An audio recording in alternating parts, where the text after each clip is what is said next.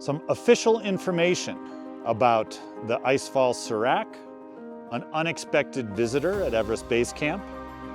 And this is your Everest Live Daily Dispatch for April 25th, take 2, this time with audio. Sorry everybody who came in to watch it live. I hit a button on the mic and it didn't work, but now we know. So anyway, thank you for your patience. So here's what's happening in the latest Everest news today. We've all been talking about the icefall. We talked yesterday about how now the expedition operators and the SPCC are joining forces. That's going to happen tomorrow morning or like late tonight. There are 19 high altitude workers and rope fixers that are going to head into the Khumbu Icefall in the wee hours. 12 of those are from 6 different expedition companies, and 7 of them are the regular icefall doctors. Their mission is to go up to where the Serac is and to see if there's an alternative route around. I'm optimistic, not for any good reason, except that I'm optimistic that with that much manpower, hopefully they can find a creative and safe solution that unlocks the blockade in the icefall. But in other news, the SPCC also released an official statement about what was happening in the icefall. I know I mentioned yesterday that maybe the Serac had collapsed, and then there had been some comments and other people had said, no, it definitely hasn't collapsed. And basically we were all correct. The SPCC monitored the Serac via helicopter and via drone, and the verdict is that it's 60% collapsed. So there's 40% left, and that still presents a danger. But again, like I said, I hope that there's a way around.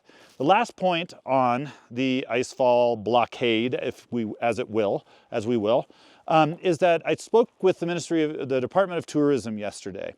And the director there let me know that they have given permission to the Expedition Operators Association to use helicopters to ferry rope fixing teams and gear up to Camp 2 so that the ropes can start being fixed high on the mountain even if the icefall still stays blocked off to traffic. What that means is that we're going to still be able to proceed with the summit rope fixing as planned. Hopefully that's going to relieve some of the pressure on the mountain when the icefall does open. It also means that we don't have to wait another 5-10 days for the rope fixing team to make it all the way up to the top. In other news, I do want to take a second and pause and remember everyone who died in the April 15th earthquake in 2015, 11 years ago. That was a very unforgettable moment, I guess, in my life. I was here in the Everest region, and I wrote a piece about it for Outside Magazine last year, which we'll post in the liner notes if you want to check it out. But every day this year, that's a moment that comes to mind.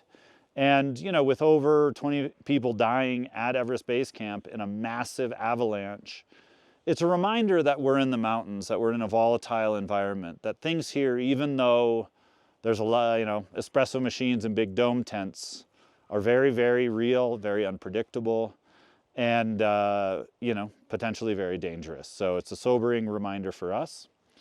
But in good news, our unexpected visitors. So this year we're going to be staying at the Seven Summits camp, but with our friend Arnold Koster. Arnold set up sort of a camp for us, and we're going to have a whole studio that's getting set up. We'll post some images of it. We have a couch. Yeah, we got a couch this year, which is definitely not for sleeping. It's definitely not for taking naps.